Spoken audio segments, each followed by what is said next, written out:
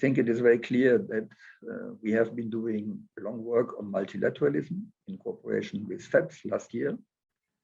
We had voted a statement last year, which was handed over to UN Secretary General Antonio Guterres.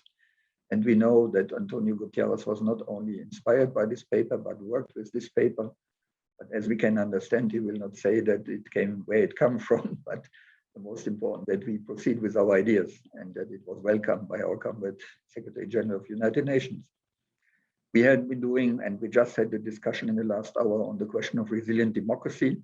And the next point, if we want to have sustainable development well understood, we also have to face again the question of war and peace, of democracy and development. And also it has been said in the discussion earlier, the question of security. Martin Ziegelet raised the question of security.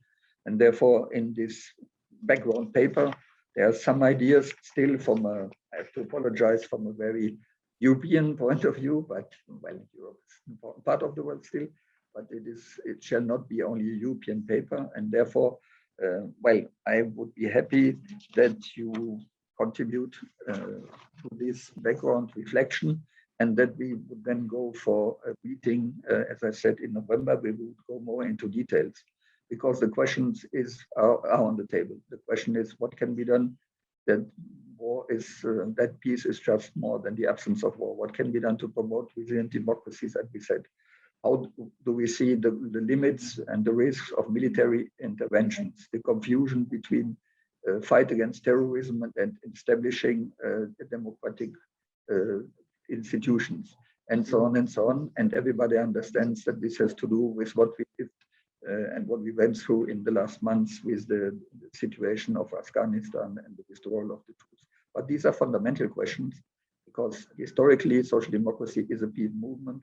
But on the other side, we know also that there is a necessity to fight strongly, as we could see in Mali and in other parts. You cannot abstain from fighting terrorist attacks, but the confusion is there between, we have seen it also in particular in Latin America, where in the past, under the pretext of fighting the risk of communism, dictatorial regimes like in Chile, like in Paraguay, Uruguay, Argentina, and everywhere has been established. And this confusion between democracy and fighting for democracy is still there. So the proposal would be to work on the question of coherent, progressive position on this issue and to have certainly for the next year a series of thematical meetings and inputs, and also to discuss on the hot potato of defense, which is much more than only the call for NATO to raise the expenditure on 2%, but it's the question of how we see this question of security, the question of war and peace,